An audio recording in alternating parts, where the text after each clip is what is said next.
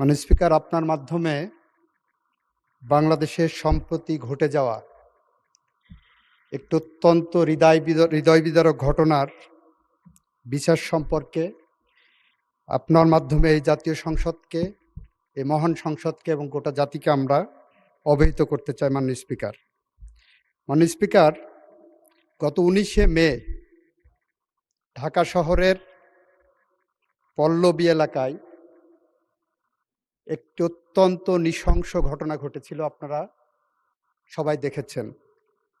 সে নৃশংস ঘটনায় 8 বছরের শিশু রামিসা ধর্ষণ এবং হত্যাকাণ্ডের শিকার হয়।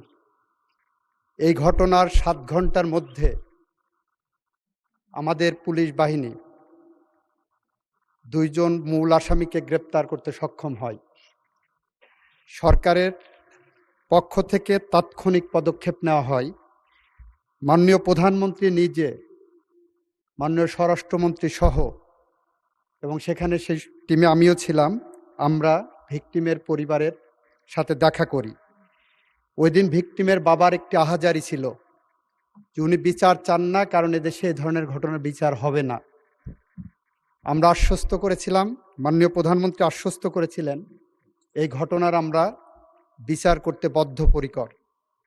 মাননীয় স্পিকার, আপনার মাধ্যমে এই মহান সংসদকে জানাতে চাই, আমাদের পুলিশ বাহিনী 5 দিনের মাথায় সুষ্ঠু তদন্ত করে এই ঘটনার পুলিশ প্রতিবেদন দাখিল করেছিলেন 24 তারিখ ঈদের আগে দুপুর 12টার সময়।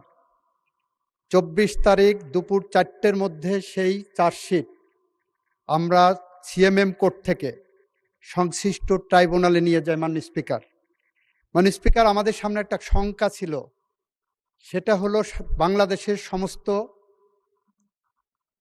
আদালতগুলো 1 জুন থেকে, নিম্ন আদালত ম্যাজিস্ট্রেসি বাদ দিয়ে, নিম্ন আদালত 1 জুন থেকে 15 জুন পর্যন্ত গ্রীষ্মকালীন ছুটিতে যাওয়ার কথা। আমাদের মাননীয় প্রধান বিচারপতিকে আমরা অনুরোধ করার পরে বাংলাদেশের সকল শিশুর প্রতি সহিংসতামূলক যে ট্রাইব্যুনালগুলো গঠন করা হয়েছে, আমরা গত সংসদে আইন পাশ করেছি, সেই ট্রাইব্যুনালগুলোকে আমরা ছুটির আওতা বহির্ভূত রাখতে সক্ষম হই।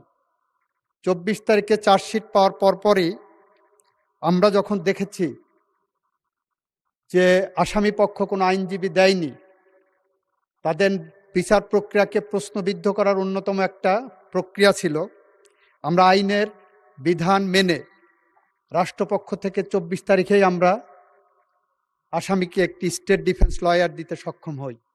মাননীয় স্পিকার, 24 তারিখে ট্রাইব্যুনাল বসে 1 জুন, যেদিন প্রথম কোর্ট আদালত খুললেন রোজার ছুটির, ঈদের ছুটির পরে, 1 জুন চার্জ ফ্রেমিংয়ের জন্য রাখে।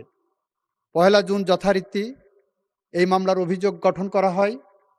2 জুনে এই মামলার 16 জন সাক্ষীর সাক্ষ্য সমাপ্ত করা হয়, গ্রহণ করা হয়। 3 জুনে এই মামলায় আসামি পক্ষ কোনো সাক্ষী দিতে চান কিনা সেই ধরনের একটি দিন ধার্য রাখা হয়। 4 জুনে যুক্তিতর্কের জন্য উপস্থাপন দিন ধার্য করা হয়।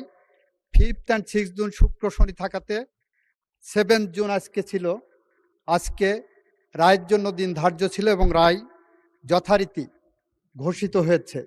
আমরা রাষ্ট্রপক্ষ থেকে, প্রসিকিউশনের পক্ষ থেকে সমস্ত সাক্ষ্য সুবাদ উপস্থাপন পূর্বক যে রায় প্রত্যাশা করেছিলাম, যে রায় প্রস্তাব করেছিলাম, যে রায় আদালতের কাছে প্রার্থনা করেছিলাম, আদালত সমস্ত সাক্ষ্য প্রমাণ আলোচনা করে 41 ঘন্টা পর্যন্ত, 41 মিনিট শুধুমাত্র তার পর্যালোচনা এবং আদেশের পাঠটা ঘোষণা করেছেন।